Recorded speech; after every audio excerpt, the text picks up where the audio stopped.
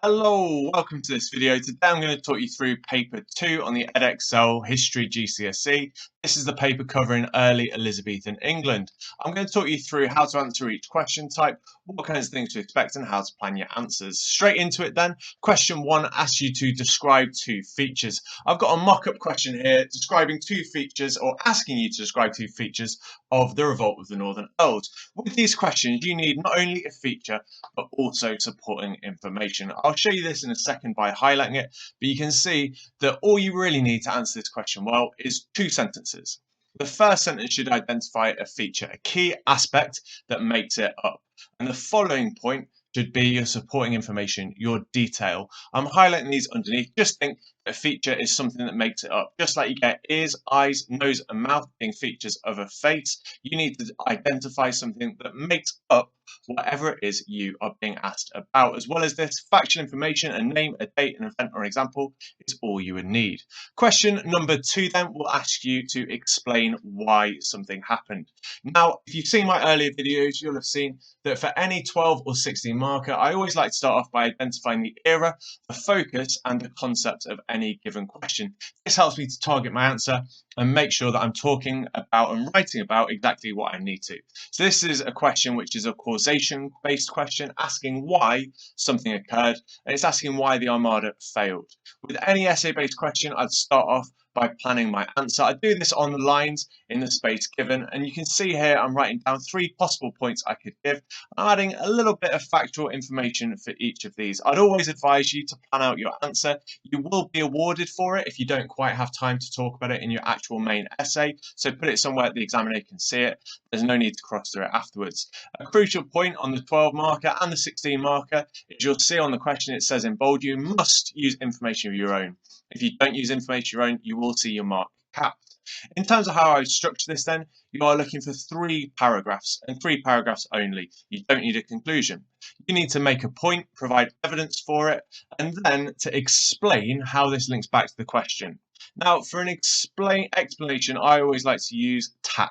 This stands for this means, as a result, and therefore. And having examined this paper, I found this an excellent technique which helps people to really link that explanation to the question itself. You can see here that the final sentence here I would use for this question would be, therefore, the Spanish Armada failed. Really nailing my explanation into the question itself and making it crystal clear that I've answered the question. The final question on this then, which you should give about half an hour to, is going to be a question asking how far you agree. So a little bit different from the 12 mark. This is a slightly longer question, and crucially, you have to say how far you agree with the statement given.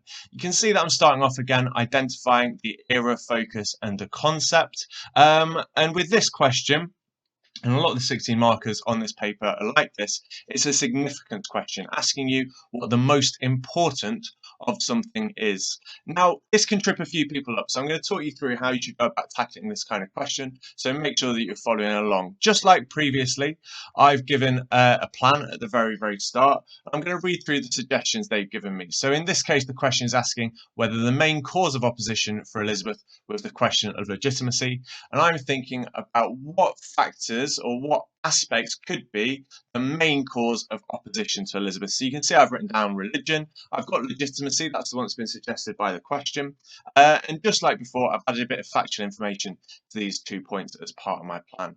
Now, other things that could be main reasons for why there's opposition to Elizabeth could be the presence of Mary Queen of Scots, it could be the Puritans as well.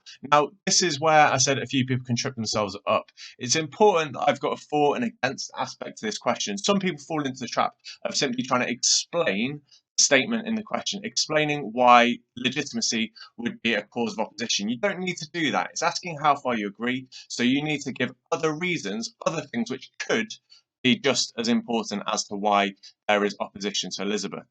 Now, another factor with this question is to take into account your judgment, your argument, saying how far you agree and justifying why. So here I'm giving my answer to the question. No, the main cause of opposition to Elizabeth is not the question of legitimacy. Instead, it's religion. We're going to talk about this in a second as I mock up how I would go about answering this question, and my slide should change now.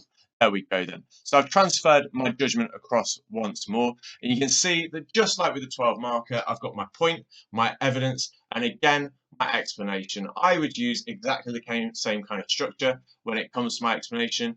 This means as a result, and therefore. The difference with this kind of question though is that I'd be aiming for maybe 4 paragraphs, and as well as that, my conclusion as well. The conclusion is really important for this question.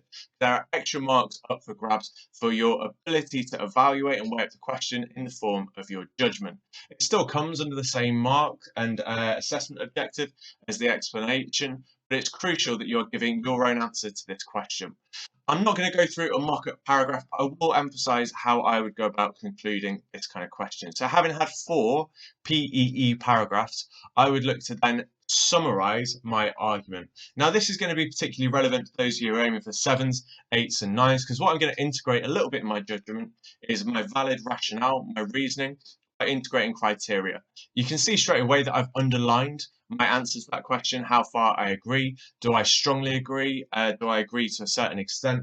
Do I strongly disagree? Do I wholeheartedly disagree? Something like that. So I've said I strongly disagree.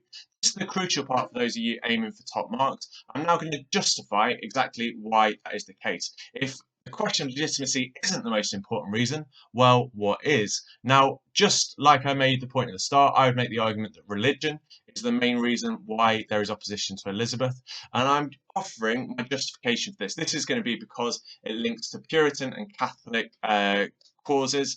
This is because there's opposition from across the board for Elizabeth. The best answers, the answers which are 8s and 9s, will take this argument and will link back not just to the question, but to this argument throughout. That, guys, is how you answer a 16 marker. You can see here that I'm just emphasizing this argument.